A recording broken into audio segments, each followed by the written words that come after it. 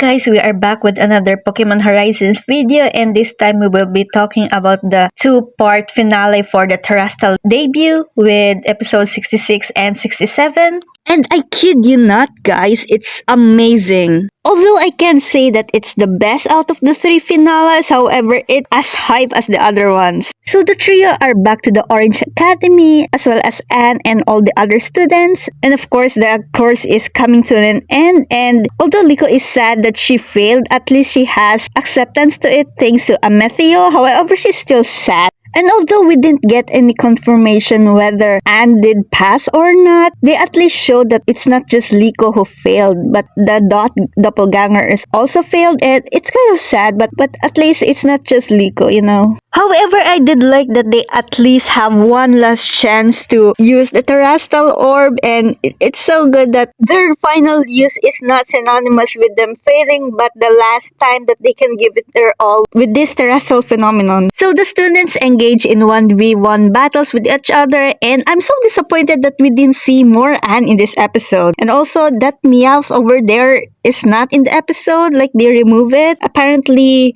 a lot of people didn't like that it's some kind of connection to Ash, you know, or something. So while that is going on, the explorers made their move. Agate made their move. Finally, we got more Agate screen time. So I don't know about you, but it bugged me for the longest time that Agate didn't have any screen time since the first part. We got hints that she and Spinel are working together in some kind of plan. However, I'm still sad that we didn't see her on screen. However, in this case that the explorers infiltrate the school, it makes sense that Agate is here because unlike Sango and Onyx, Liko and the others don't recognize her at all, and she could easily sneak into the school. They can't tell that Agate is explorer. So no one was wary of her except for Penny. And it works perfectly, you know. Speaking of which, Penny alerted Dot that Agate or Agasen is hacking into the school system, which both of them work together, and also Dot enlisted the help of both Roy and Liko, both of whom are quick to take action. So the three of them split up to three different classrooms, which could Agate be hiding from, and meeting them there is of course the three different Explorer admins, all of whom they have faced before. Also, can I say that this is the last time that we will be seeing this Sango style?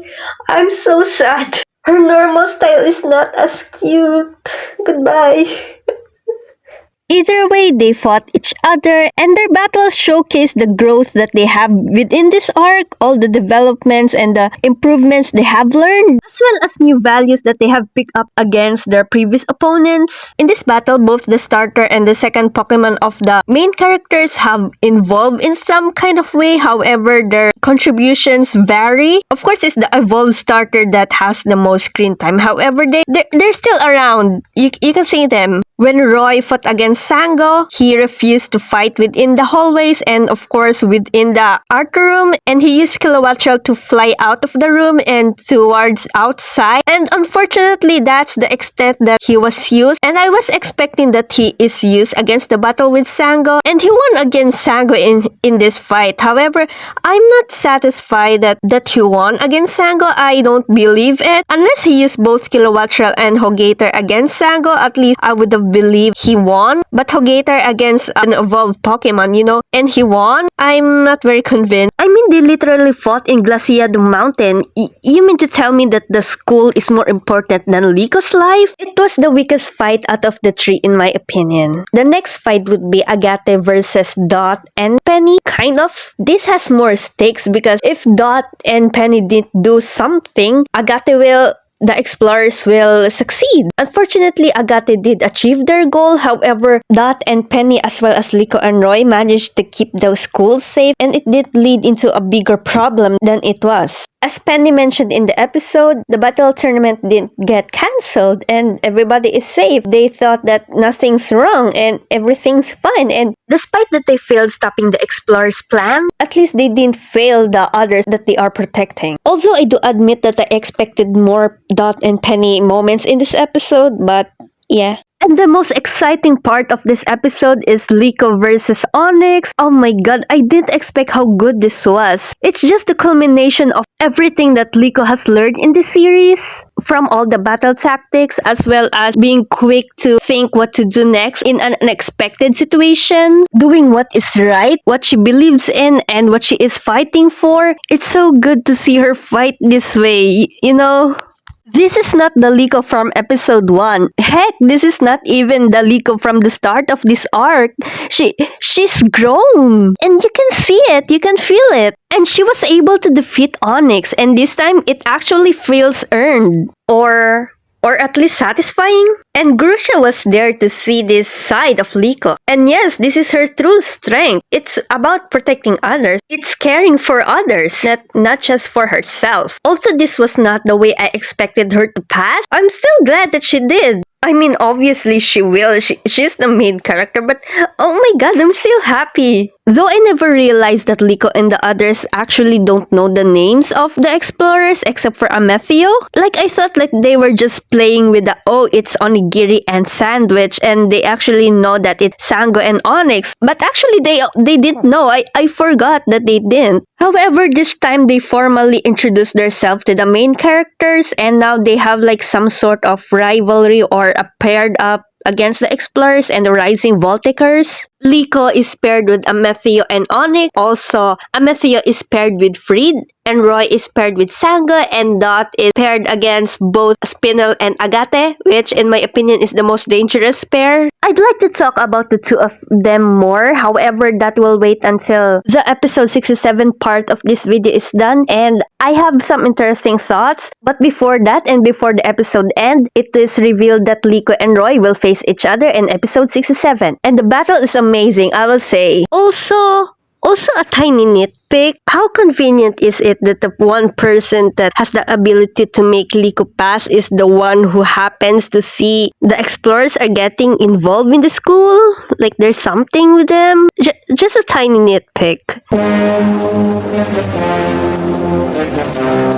So if you think the showcase of their development ends there, you're completely wrong. This was such an amazing battle. They keep countering whatever the other does, and the other will counter it some more, and then they will counter it more. They learn the tactics of the other easily, and they will not fall for it for the second time. And so they quickly came up with a tactic using their own strengths, which by the way, their strengths really pop out in this battle. This honestly feels like if Freed versus Amethio has been compressed into one battle, you know, they just keep learning from each other. I love how the gym leaders and the Elite Four keep commenting on their tactics. This reminds me of other tournament arcs in other anime, you know. It's fun to hear the thoughts of the audience, not just the thought of the characters involved in the battle. Besides, this is a perspective of experts, so they view things differently than normal trainers, you know. Also in this battle, it's not just the starters who are involved. Kilowattra and also Hattrem are also involved, and it's such a good battle. And finally,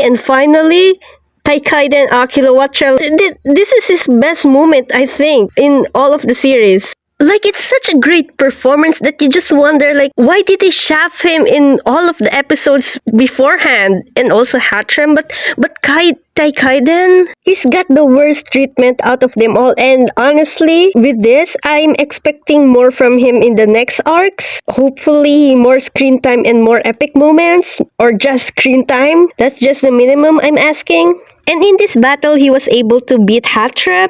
On one hand, I am happy that he got a win or he just achieved anything. And on the other hand, I'm disappointed that Hattrem didn't have a better performance than this. Like, she does good against wild Pokemon, but not this or any trained Pokemon at all. Like, she's just useless, kind of. However, I do admit that I don't know how she will beat Taikaiden or even Hogator. I did see that kind of coming, but I'm still disappointed that that's just the extent of her performance in this battle. I mean, she healed Florigato, but that's it, you know? Like, I want more. Also, Florigato learned a new move, finally. So while the first half is more battle-oriented, more tactic-oriented, the other half showcased the growth that they have since the very beginning. I know I keep saying that, but with how much they've grown in this arc and the overall series, you just forget that how they were at the beginning, like how useless they were, honestly, and how bad they are at battling. But look at them now. 輝け夢の結晶アシゲーターやろうぜ満開に輝いて Like the growth they had. I'm so proud. Oh my, I'm crying. I'm literally crying. Also, Fuecoco evolved. The evolved form looks kind of funny, but he finally evolved. Like finally, after all this time, we're just waiting for him to do so. I also love that Pamat and Rhyme notice that he will evolve. Like there's signs. I love it.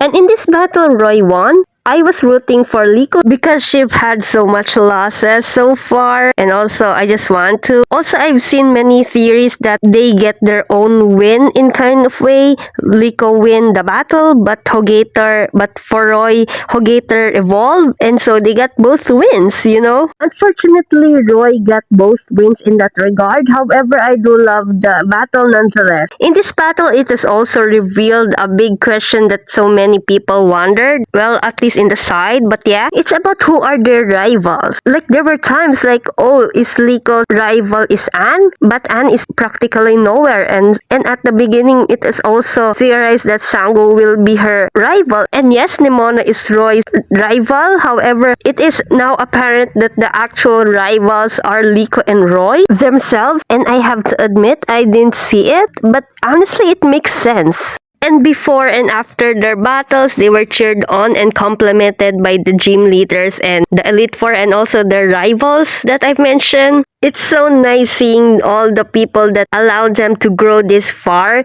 And also, it's kind of sad that this is probably the last time that we will be seeing them, like for a while. Bye, everybody. I'm gonna miss you, everybody. Still so sad that we didn't get any Tulip or Kofu. Oh my god, no. It's curious though that we didn't see Dot cheering for any of them. Like she's just neutral and we just didn't see it at all. And I will say this again, I'm so sad that there's so little Anne in this arc. And honestly, I was expecting a reveal that she's an explorer still, but I still don't believe it. But I'm kind of disappointed that there's actually no twist. Speaking of the explorers, we got a tiny funny moment with Sanga and Onyx eating sandwich and onigiri. It's so funny.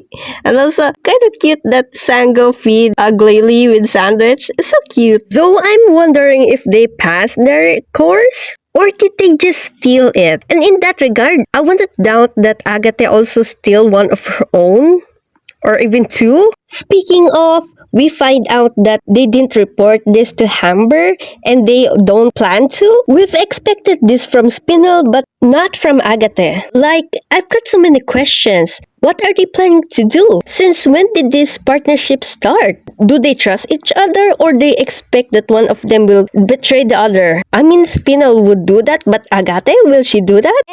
And please don't hate me, but what if they're a power couple, a villain couple, you know? Please don't hate me, but what if? Like, what extent is this partnership? Are they gonna betray each other or are they significant other? Which end are they be? How this partnership will end, you know? What will happen? We know Spinel's personality but not Agate yet, so it's hard to grasp their situation.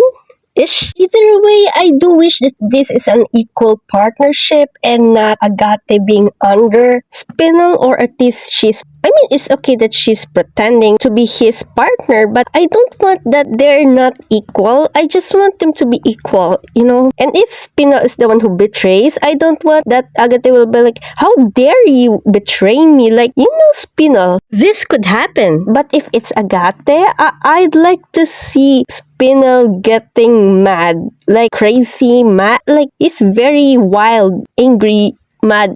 I'm sorry, I don't know the English word. Like he can't believe it mad, you know? Or furious, I guess? I don't know. Oh wait, I forgot to finish the episode review. This episode is amazing and this arc is so fun. I really love all the new characters, all the gym leaders and the Elite Four. There are a lot of losses, however, with the loss, you can learn from your loss or you can learn from your mistakes. Although a lot of these tactics in this episode have learned from past mistakes in previous battles, it is also true what Grusha said in Lico's gym challenge that there's only one chance, and if they don't seize it and if they don't give it their all in their first try, sometimes you just lose and sometimes it hurts, you know? But those terrestrialization moments are so good, it's so pretty. And now that they're stronger, I hope that their future battles with explorers or whomever they will face will now be better. And I want those pretty terrestrialization animations. And also, their second Pokemon, I hope that they will terrestrialize it too and they will become stronger as well. Not just with terrestrialization, but I do wish that they make it stronger. Like, did they train them? This was such a good end for this arc, and honestly, this arc is not perfect. It's worse than the first part, honestly, but better than the second part. However, it's still fun. I really like all the characters, and it's so sad to have to say goodbye to them, and we don't know when we will see them again. Maybe Iono, but the others, when we will see them. But still, I'm excited for the next part, especially now that they're stronger and the crew is now back together. And also, what will Ametheo now do now that he's kicked out of Explorers? Like, there's so many questions still. As for Arven, he briefly appeared in episode 67. However, I do believe that he will come back once they will go to Area Zero. The principal and Gita promised them to take them to Area Zero, and I believe Arven will join them, maybe even Nimona and Penny. I do believe that they will return, so there's hope in that aspect. But yeah, that's it for this video and I hope you enjoyed this. I do apologize that this is such a late upload. I've been busy and I've been sick and I've got exams coming up. However, I would like to announce that I officially reached 100 subscribers. Like, yay! I will make a video about this, but I am quite busy at the moment, so that will also be delayed. But thank you guys for watching and also subscribing if you do and if you have. But yeah, that's it, and thank you guys for watching. Bye!